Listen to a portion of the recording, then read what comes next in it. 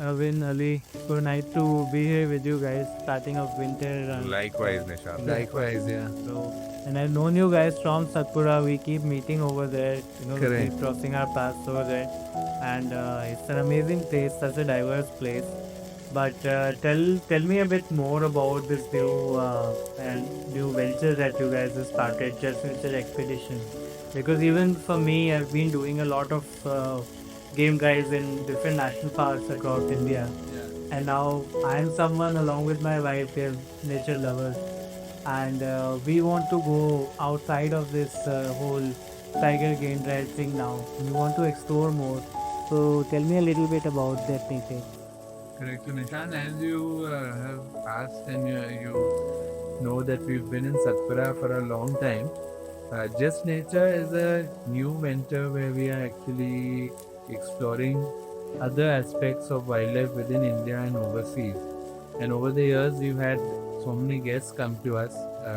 When they come to Satpura, they always think of what next, and that's how the idea came out to kind of offer these programs to the science fair. So we started off with snow leopard in 2017, and from there we built on. But at that time we didn't have a brand as such. We used to have a small group that we used to go with. Just post COVID, we have started this brand known as Just Nature. We're doing trips like snow leopard as we started off, red panda. These were two flagship kind of programs. And then from there we expanded to other parts. We have trips to Sundarban, Kaziranga, overseas to see the jaguars, to see the East African wildlife, Borneo, and other things, other wildlife. So it's tourism beyond tigers as such. Of course, tigers also a part of it. We have some Central India programs, but it is to experience off the beaten track wildlife in destinations which are slightly lesser known. That is the whole idea. And we aim to have close guests who almost become like friends over time. And, they travel with us, and we want to create a community of people which slowly goes through word of mouth, through referral, and travel with us to these different landscapes. Okay, so within India, what all are you guys doing? Because I am of course aware of red pandas and snow leopard expeditions that you've been doing. I've done red panda myself for a documentary. Correct. And everyone over there, all the best spotters, everyone, they all know you and they work for you. Correct. So, but I was there for a film. So what all do you do in here talking within India apart from red panda and snow leopard? So within India, of course, we are operating in all the central Indian jungles, which include Kana, Bandhavgarh, Pech. We are also doing Tadoba. We are also selling Kaziranga, which is going really well out with family-oriented holidays, especially last-minute holidays, because when the safaris are not available anywhere, Kaziranga as a destination fits really well because you don't have restriction on number of jeeps. Okay. Plus, with kids, it works really well because you get to see mammals in large numbers and big mammals. If you talk about a rhino, if you talk about an elephant, we do Javai for leopards. We have also launched Sundarbans. To see the tigers in Sundarbans, and of course regular red panda, snow leopards. But we are also very species-orientated trips that we are also doing within India. We have a couple of guests overseas who are we working with who are just coming to India to photograph the lesser-known cat species. And we are covering the rusty spotted cat, we're covering the fishing cat, the jungle cat. We have guests going to South India to photograph king cobras. So we're not just focusing on the larger chapter of just tigers and big mammals, but also seeing into species-orientated trips which nobody else, as if for what I know, is offering within the country. Yes, I mean, talking of Sundarbans, I've been planning to go there since very long. Correct. And from what I hear from, we keep gathering information. It's just that it's never happened yet. Correct. But if you guys are doing it, then of course we must plan soon. And Absolutely. whatever we hear from our friends who go there, hospitality wise, that place I think is sort of lacking in terms of what people experience there. Of course, you get to see a lot more tiger sightings than what it used to be like a couple of years back, and other things as well. The whole experience of being on a boat, you know.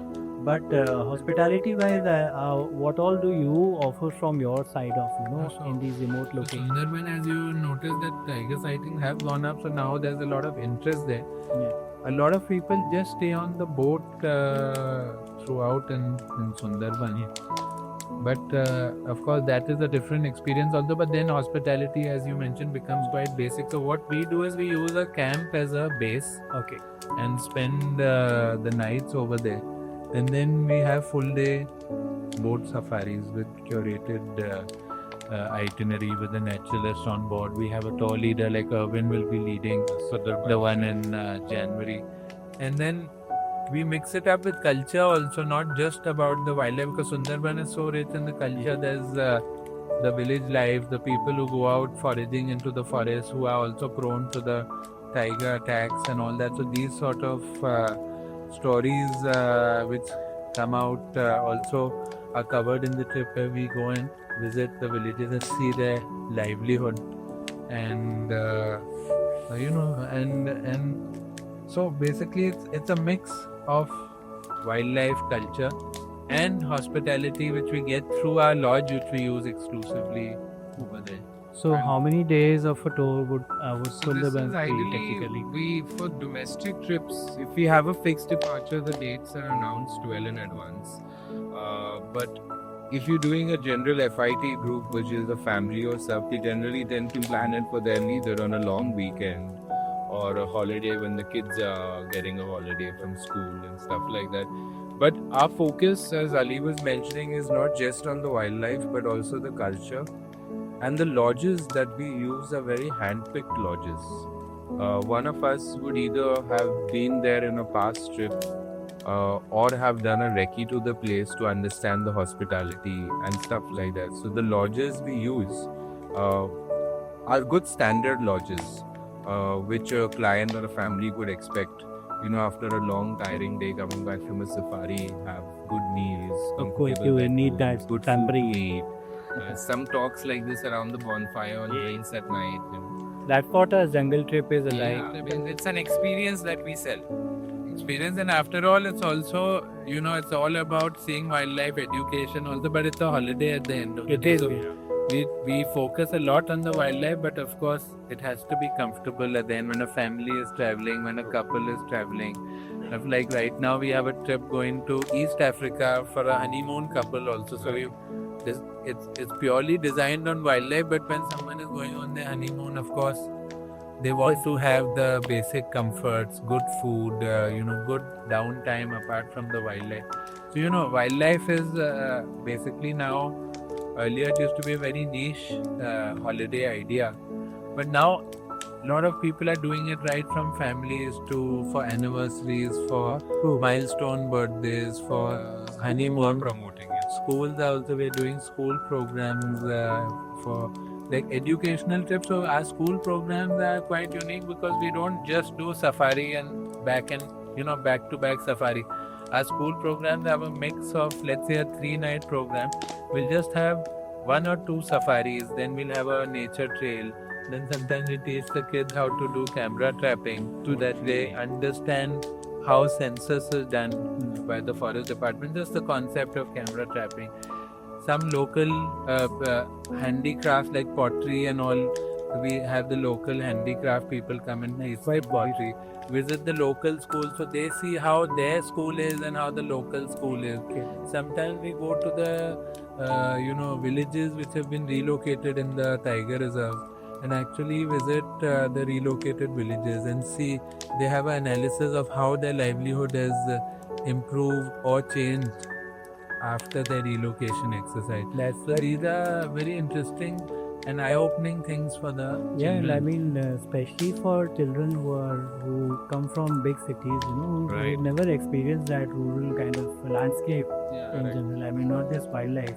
And you've got kids. I mean, I see your kids enjoy a lot during game drives. So, correct. would you like encourage young kids, 4-year-olds, 5-year-olds, 6-year-olds to come to to these expeditions? How is it for the kids? Yeah, definitely. I think uh, 5 years would be a good age to start.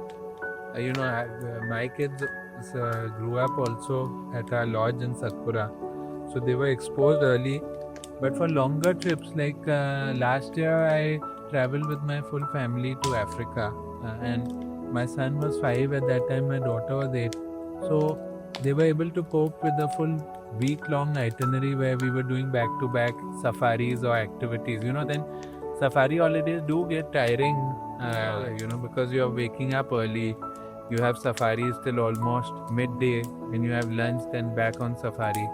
So, but my son being 5 was able to cope up for a full 1 week trip. So I think 5 is a good age to do these longer trips.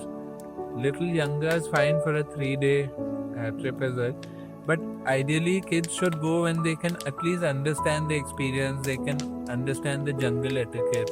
True. And so I That encourage. stays with them. Yeah, it stays with them also. So definitely, I take my kids out on safari, and we encourage kids to travel.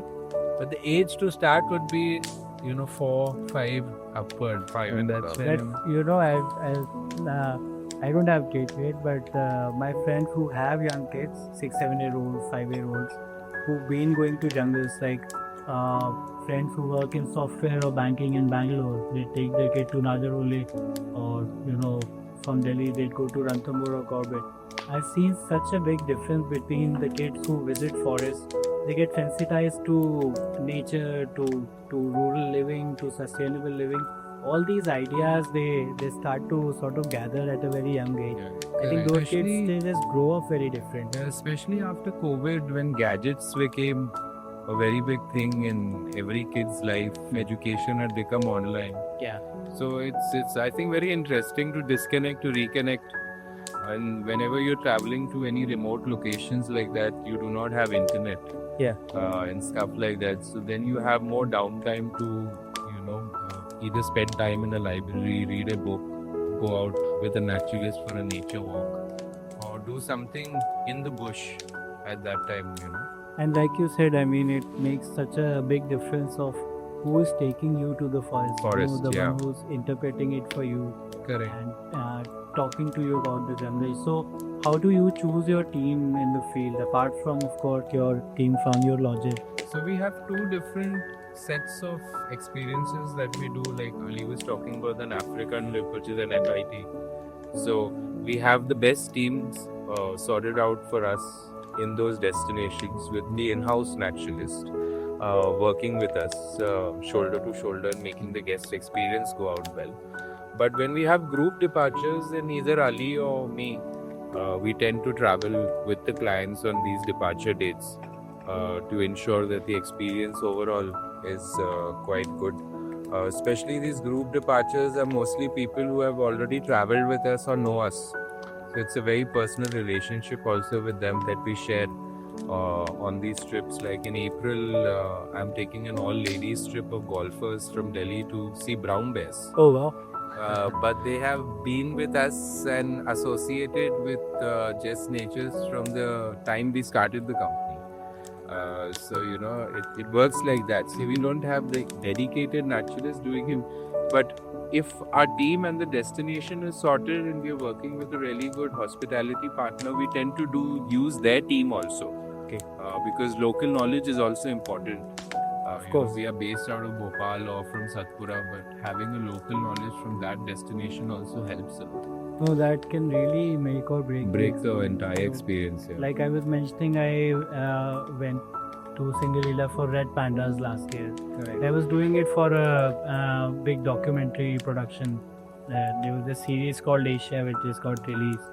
So we were supposed to do red pandas, and it went great. I mean, the filming and everything was nice. The spotters were all very good, very helpful. But overall, this hospitality angle was missing. So if I am now to plan it with my family or my friends, then that was something which I felt was a bit lacking in these trips. In Singalila. Yes. So that Singalila is actually there is a bit of lag there because first of all, it's a homestay model over there. Even the trip that we organize is you mostly use local homestays, and the idea of doing that is to actually engage and utilize all the funds which are being paid by the customers directly to the local community so that they get encouraged to save the species. So that is why we only use local homestays. And most of that area is, so as you know, that the road runs through Singalila and right side is India and the left side is Nepal. Most of the homestays are in Nepal. So we also use locally owned homestays so that the money goes directly to them. But soft touches we of course add to, like having good linen in the homestay, making sure hot water is provided, making sure basic bathroom amenities are provided, But it can't be more than that. So we do brief the guests from before only that this experience is of a homestay and it's the host is local, the community is benefiting directly from this tourism, which is then translating to red panda conservation also. And then that is the type of guest who travels with us also. So we wouldn't send a very luxury oriented guest to red panda Because technically you are living in the forest. in the forest. So you anyways Restricted to any large construction or having a large format hotel. Yeah. So, but as Ali was saying that of course the soft touches definitely are taken care of. In fact, for many other trips that we do, we even keep a chef which we take from the local city, really like the snow leopard and all that. We carry a chef from Leh, or we carry a chef from Chandigarh with all our supplies right up till Kibber Wow. to make our food go, because when we cater to Westerners, their palate is very different to an Indian palate. That's true. So just to make sure that everything sings well, we carry our own chefs also and go to these remote destinations where we know that in case something gets over, it's very difficult to resource it back.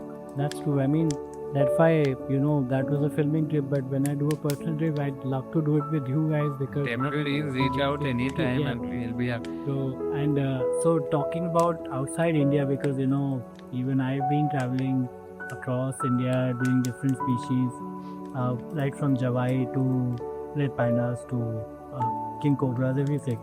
But now we are thinking of going out of India and traveling to different places. And I've also, you keep talking to your friends and you realize that a lot of people are now ditching Goa and planning Bali. So likewise for people who are into wildlife, not just photography, just visiting wildlife destinations, they are also planning on going to see jaguars in Pantanal, for example. Correct. So tell me a little bit more about these expeditions outside India. What all are you guys? So we have quite a few destinations outside also. The idea was also, we picked first, how we started off with outside destination was to pick the off season in India, because as you know in India, most parts of India, the October to around April, May, June is of course really good but really hot also. So, places like Pantanal, Borneo, what we do, East Africa, all these places have a season of around June to about September, October, in fact. So we picked these places. So then at that time, because most of our outbound trips are catered to a domestic audience. So when the Indian community or enthusiasts, or domestic enthusiasts for wildlife doesn't have much to do within the country, then they're always looking for what next. So Africa is a, first go-to safari holiday. Of course, then once that is done, many people are already well traveled to come with us. So then Borneo is good. Pantanal, of course, it's a long haul flight, so it's something which people who really want to see jaguars do, but it's a really, really amazing place to see jaguars. You see jaguars there on boat, and the main place where we see jaguars, there's a river called the Cuyaba River where we do the safari, And in about 4 nights on average, we've done about 4 to 5 trips over there. On average, you see about 15, 16 jaguars What are you in saying? four days, and there's a 4, 5 jaguars per day. It's like, it's like how Bandhavgarh and some of the popular parks like Ranthambore, you see tigers in summer months. Like that, you see jaguars over there. So amazing sighting. I mean, the nice thing is, like you said, everyone who's enthusiastic about tigers and even leopards, everyone would plan their trips in these couple of months. But apart from that downtime over here in India weather, and of course the monsoons, that's when you could plan for these other. Yes, true. Because the best season for those areas. If you talk about Borneo, it's the same. Pantanal is the same. East Africa is the same. And that's why we encourage the guests also to book well in advance, because these peak periods, let's say Borneo, it's 4 months from June to October. Of course, you can go in other times of the year, but the best time to see wildlife, especially the orangutans and the other species.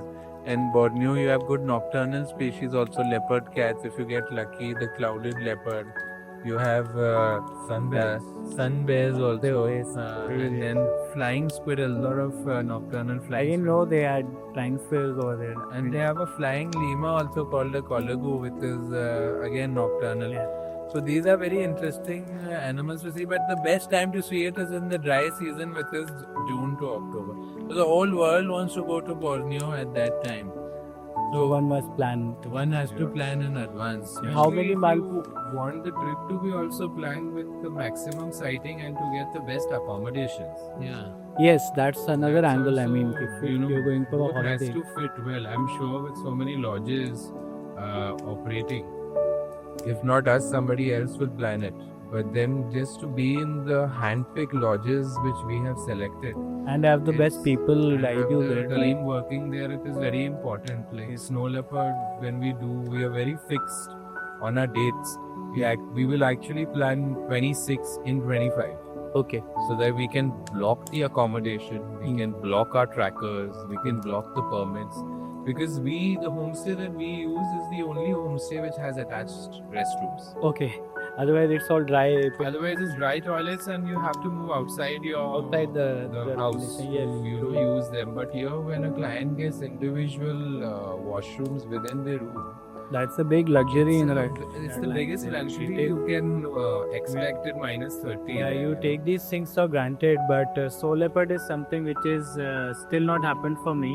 But Imani, my wife, did that for again for a BBC project.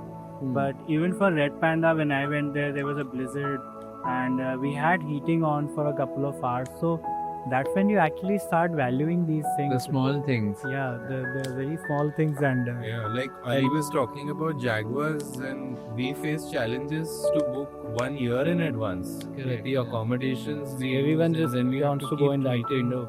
the entire itinerary depending on the lodge availability, because we don't want to use any other lodge Of course. rather than our hand-picked lodges, because the diversity of wildlife within the camp is also amazing. Oh, is it? You get to see ocelots, you get to see anteaters. Within your tapirs, premises. Within the premises of Pantanal, actually, it's a very good example of how.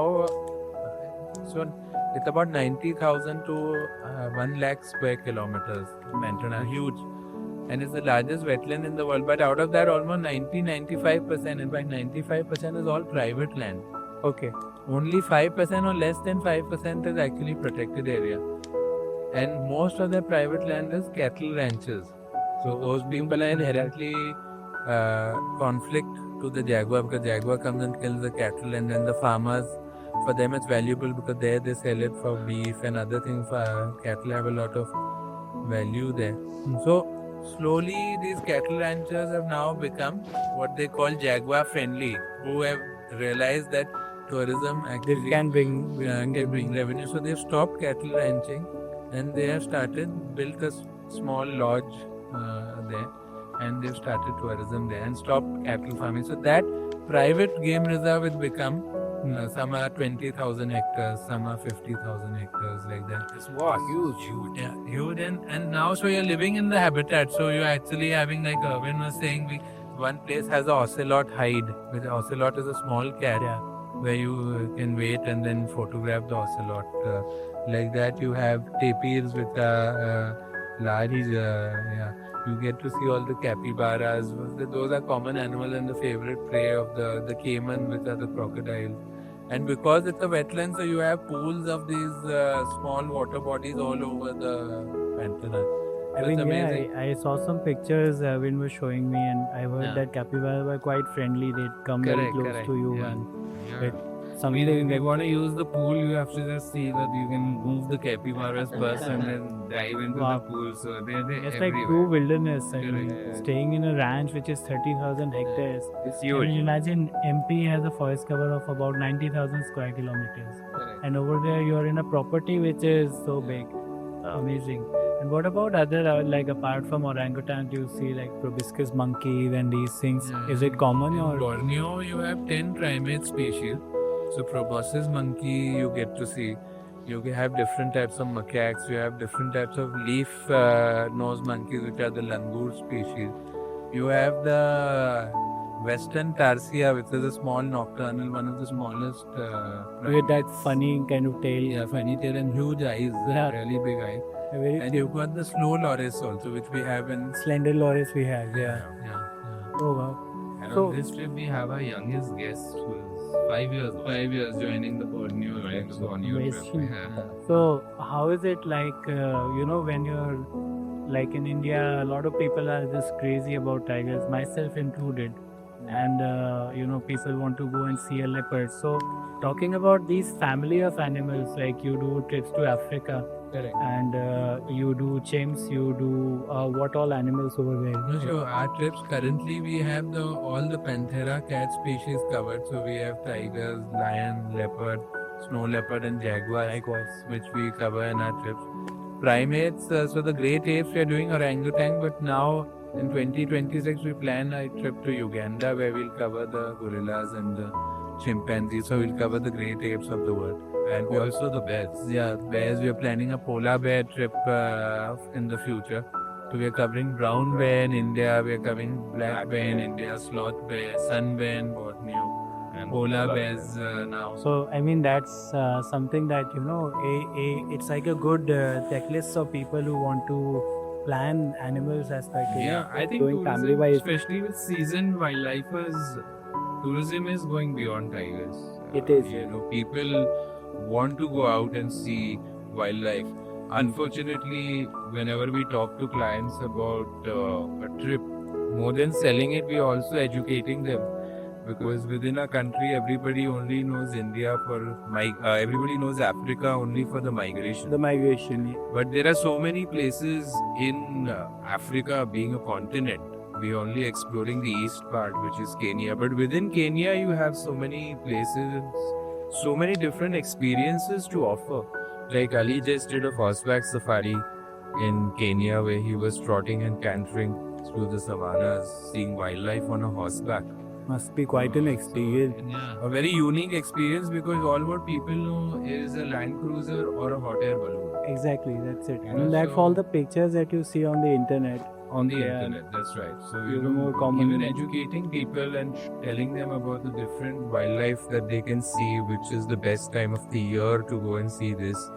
And if they just focused on the migration, how we should do it, what months to select. So as a tour company, our job is also to educate them on that. True. Any encounters you might want to share? Yeah, so Pantanal, I've done 2 trips, and both the time we had a lot of action. We actually saw jaguars mating, which is quite rare. Actually, one of the trips you went, you saw one jaguar mating, and last trip I went, I also saw jaguars mating. Then we saw a hunt also where it didn't hunt a huge animal, but it came and hunted this Goliath heron, which is a big bird. So it was a very small prey for the jaguar, but it stopped and fought it. But you see a lot of action in the jaguar because these jaguars are actually habituated to the boats. So over time, they were not habituated, but over time they have been habituated, and so they are behaving quite naturally and swimming across river, and it's a deep river and fast flowing river. So I've seen them swimming across the river.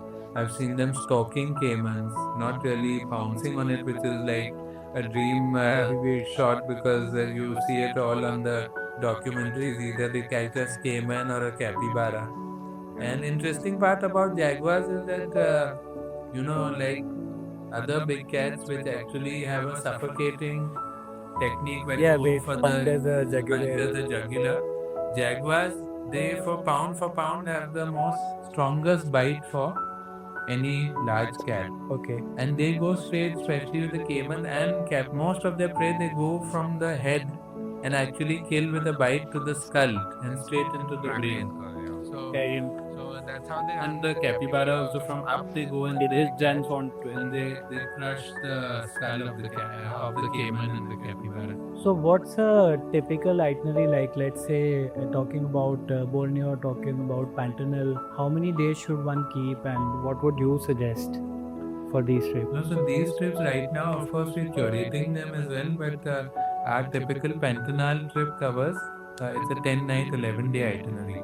Out of that, 4 nights we spend in the main Jaguar area near the Cuyaba River, and we live on a floating hotel, which is right in the middle of the Jaguar, hotspot where all the sightings happen. Okay. So as the first trip I did, in fact, we saw the jaguar from our boat itself, from a floating hotel. So you don't even have to go out to kind of see the jaguar. But as you just start and you're in jaguar habitat, so that's one advantage compared to most of the others who have to travel 45 minutes to get to that area. So 4 nights we spend there, and then 2 nights each at two other lodges which are in the northern Pantanal. That is more land-based safaris, and there you get to see other species. So whether it's tapirs or anteaters, two different types of anteaters. We get to see ocelot. There's one place which has ocelot hide. So in those 4 nights, we cover other species, including lots of birds. Jabiru stork, which is like a larger so stork. If somebody is into birding, I think it's paradise for them. It's absolutely paradise. And hyacinth macaws also, those big parrot-like pictures, yeah, hyacinth macaws. So, And I mean, Borneo, what is it like? Do you like reach your lodge, or is there a lot of boating, wading, all of that? Because what we see on TV and what actually happens on a nicely curated trip is very different. People like to show it that it's very adventurous and it's very risky also. But what is it like to experience it? so Borneo also we actually offer different ways of exploring. So Borneo, a lot of the proboscis monkeys that you were talking about earlier, they're seen from the boat. So there's a nice river called Kinabatangan River. So there you have 2 days of boat safaris. Then there's a place called Sepilok where you have mostly walking for birding, and then night walks to see the tarsia, to see the loris and all that. So there it's mostly walking. Then we go to south of the Borneo region. This is the Malaysian part of Borneo, to a forest called Tabin, where it's mostly jeep-based safari. So we have a variety of experiences. Okay. So let's say if someone like me, if I'm planning a couple of days in, let's say, Bali or for Malaysia, and I want to combine Borneo with that trip, would 5 to 7 days would also be a good experience, or would you recommend having a longer Borneo, 5 to 7 days is good. Our fixed departure is a 7-night trip. 7 nights? Yeah, but otherwise you can even cover it if you have a little shorter time. Yeah. In 5 nights can be covered. Ideally, this 6 nights in the wilderness and 1 night at a place called Sandakan, which is the entry point, is the perfect itinerary. Which gives you a whole diverse range of activities, sightings, birding, night safaris, night walks, all the different things that we can offer. So tell me a bit more about polar bears, because that sounds the most exciting to me. Never seen polar bear. Obviously, I've never been to those parts of the world. How is it like? How do you reach there? And No, so polar bears is something we're going to launch in 2026.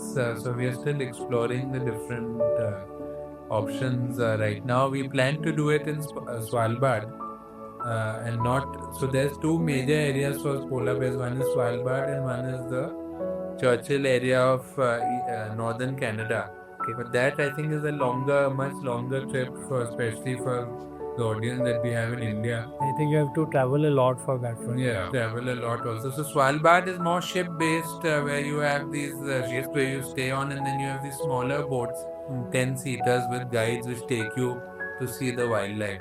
So we are still exploring that. We are still talking to our partners there. So we will be able to reveal the full exact itinerary and all little later once we have everything in place. But that is our next to be announced trip. To be announced. So, so talking about Pantanal and also Borneo, how many months in advance should one approach you guys? So our trips generally get launched a year in advance, especially the overseas trips. So sitting in November right now, 2025 dates are all launched onto the website. Okay. And in fact, very few seats left for those trips as well. So I think Borneo we have just 2 or 3 seats left. Africa we have just launched a week back onto the website. So all these trips are launched. And but yeah, if you go onto the website, you can definitely browse from destinations to countries to within India, Central India, everywhere, whatever trips. And if somebody wants a particular date or planning a particular month, they can directly reach out to us, and we can make a complete tailor-made itinerary Okay, around that possible. for them. You know, like if That they will are be not quite nice for people who, suddenly wake up and realize they don't want to do tigers for a while and they want to do something different. And a lot of people are traveling outside India now. Things have become more affordable.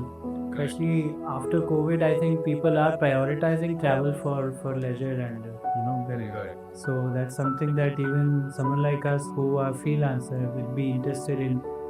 We realize, okay, we've got dates free 3 months from now. So that's something that we can plan each year. And with you guys, I'm sure, I mean, it will be an amazing experience. But what is your favorite out of all these itineraries, like on a personal level? So I like most of the trips. I've been to most of the trips which we do, but I've done a lot of snow leopards in the past. And for me to see this cat was anyways a dream. And whatever I heard and whatever I believed by people telling me, which is true, that it's not a very easy cat to find. It's actually called as the Himalayan ghost. So my first trip there, I remember I was in Ladakh. Zero expectations, -30, snowfall, snow till your knees, walking in the snow, tracking the snow leopards with a local tracker. And within a couple of hours, we bumped into 6 different snow leopards. 6.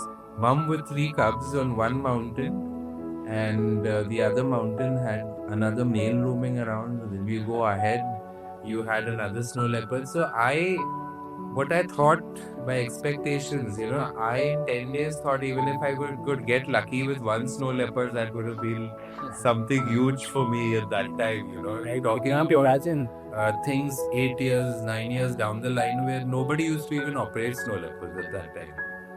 But seeing around 6 different snow leopards in one day was absolutely phenomenal. Yeah, I mean, what's also nice about these trips is, okay, you're targeting one species, one animal, or one bird, but you get to see other stuff and you're just surprised. Absolutely, we see so much of blue sheeps, lammergeiers, golden eagles. I hate to see a lammergeier. I've never seen it. ibex, a lot of other wildlife, red fox. If you get really lucky, you get to see the wolves. So not just when you're not seeing a snow leopard, you're definitely scanning around the area. But as Ali was mentioning earlier, we also add a little bit of culture to it so that it fits everyone. Maybe if a couple is traveling, the wife is not that much interested in wildlife, but the husband is a photographer. So then the wife could go with the tracker to the local monastery or go down to the village to see how the day-to-day life of somebody living at 15,000 feet is. So it fits in really well because you're not just focused on the trip only, but everybody's expectation is taken care of. Of course, yes, the entire expedition is about a particular species, and that would be the priority. But if you've had great sightings and want a day off to go and see the monasteries and stuff like that, you can definitely do it. Yeah, of course. Because these trips for me, especially like when you're traveling for jaguars or you're traveling to see a snow leopard, it's always once in a lifetime trip. True. You don't want to put yourself into a place in minus 30 over and over again, or you don't want to take literally a 23 hours flight from India to Brazil to see a jaguar. Yeah, a lot. There are so many places in the world that as a tourist you want to explore. Yeah, and usually, like you said, people consider it as one. So, I mean, to share a funny story with you guys, when I was in my late 20s and my parents, my uncles and aunts, they were after me to get married. And I just keep dodging the conversation, saying that this is my red panda dekh lunga. That's the day I'll be ready for marriage. And funnily, I don't know how the stars aligned. The day I saw my life's first red panda in 2022, that was the day that my now wife Himani told her parents that she's found a guy and she wants to get married to me. So the moment I came back, my parents had something to pull my leg on, and but yeah, it was an amazing experience. And like I was saying earlier, we went there to do red pandas for a film, but I saw a stone marten, which was, I mean, completely out of the blue. I was not expecting to see one. In fact, they are quite rare compared to yellow-throated martins, yeah. and yellow-throated martens. We saw a family of 4, hardly 30 feet from us, 30 to 40 feet from us. They were crossing, and they're not very shy. They're not skittish. They're quite used to the human habitation. Yeah, they are. So, I mean, it was such a amazing experience to see these animals, Red panda, also the trips that we have there, just of course for the panda as a species, but it's a beautiful place to just. It's amazing. I mean, there's Kanchenjunga, there's Iris. Kanchenjunga, in the birding also, birding I go pen, and it's beautiful. No, it's amazing. I Absolutely mean, beautiful. yeah, all these places, there are these little protected pockets all across the world, dotted across the world. So when you go there for a species, you're actually experiencing Seeing everything else. Yeah, that experience of going to a very different looking, very different sounding forest. Part of the world. Yeah. So that's Also with these, keystone species, the trips around it and conservation around it, when you go to see, let's say, a tiger also, everything, once you protect the tiger, the whole chain below gets protected. And a lot of the animals are like that. Snow leopard is also a keystone species for its own habitat. Jaguar is the same. The big cats of Africa are the same. And red panda to some extent has become the keystone of the eastern Himalayas, where if you protect and give the habitat to the red panda, all the other species which live. everything thrives, including the tribals, the locals over there.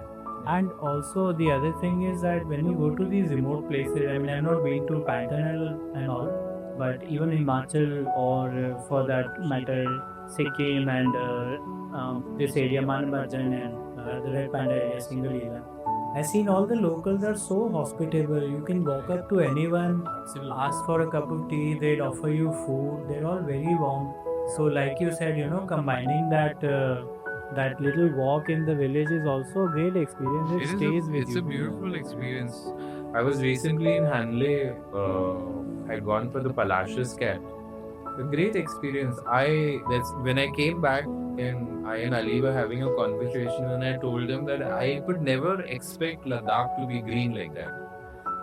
I've always seen Ladakh Maybe white. and I for the first time went there in summers, and I was actually shocked seeing how the valley does an entire transformation Completely. from green to white, and seeing so much of wildlife from asses to red fox, feral horses, everything on lower altitude, and of course the Palacios cat as well there. So it was absolutely a different experience to visit that terrain in summers.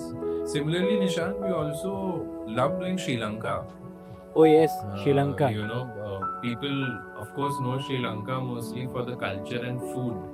And I believe being very close to India, it's a very underrated country. people plan to go far destinations. But Sri Lanka for me is beautiful. The best beaches, clean, scenic beaches, one of the finest places where you can see leopards. So we also operate in North Sri Lanka, which is Velpattu, and operate South Sri Lanka, which is also Yala, depending on the clients and availability. But also we tend to club it with culture, with food, with amazing accommodation, luxury accommodation, and also What about the marine life over there? I mean, yeah, we I'd do love blue to whales. do whales. Wow. Yeah, so that's the best place, considered the best place in the world to see blue whale. You can hardly 20 or 30 nautical miles. The depth of the ocean goes so deep that the blue whales are always there. I think they also Yeah. use it as a place to have their colony over there Colonies for a longer For a period. long Mostly period. November to March is the best season for that. And Dolphins, there's so many other dolphins.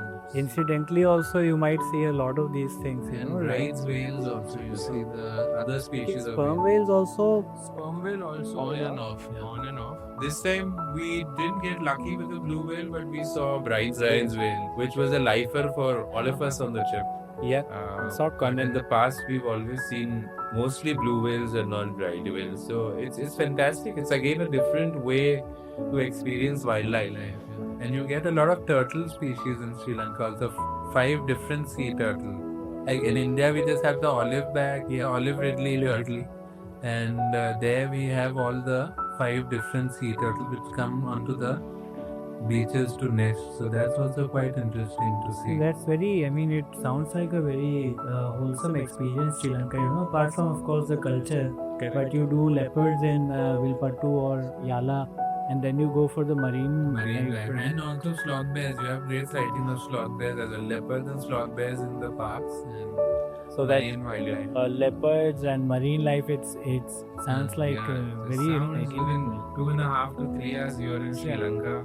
And you know, because you're there in that landscape, you're experiencing jungles and you're experiencing beaches and then Beaches, marine life all marine in one life, trip. yeah. And then a lot of guests tend to also enjoy the beaches. You know, after all, we were discussing it's a holiday, right? So many people after the whale watching is done half day. So in the afternoon, there's some nice beaches over there. You can enjoy the seafood and all those who want to. Gaul is very close to Marissa where the whales are seen. So Gaul is an old Dutch fort, walled city, which has a lovely ambience and atmosphere. So in the evening you have like a market and restaurants and all that, which can be experienced. So after a morning of whale watching, then the afternoon can be culture, cuisine, history, heritage. It can be Has the quite best relaxing. food. Yeah, I mean, yeah. yeah, So food the obviously. best food. I mean, if you are into seafood and you love eating, oh my god, it's the place you want to be. And I mean, generally these wildlife trips they can get a bit tiring after a few days. Early morning, waking up, going to the jungle, either it's game dive or both suffice. Yeah, so this works really well because you do the jungle bit in the first 3-4 days, and then you're relaxing on a beach because whale watching is mostly done in the morning. Yeah, it's For a couple of hours, and then you can relax on the beach, go out to dine in good restaurants. You're on a boat. You're on a nice, safe boat. Correct. You're just watching. Sometimes the sea can get little choppy, so that of course guests need to know. If they're not so comfortable, seasickness and all can happen. But generally, yeah, it's quite relaxing. Not a very long activity, so they can enjoy the rest of the day after seeing the marine life in some leisure. Yeah. Yeah, very easily do. And very good for families, very good for a small friends group or like close intimate family holiday also. And we also, as we were discussing earlier, curate these trips. So it doesn't necessarily have to be a guided trip. People who have dates which are not matching our fixed departures, we can curate the whole plan because over the years now we have good partners in not just Sri Lanka, other locations also. Good guides who can then take you around and show you all these places which we just spoke about.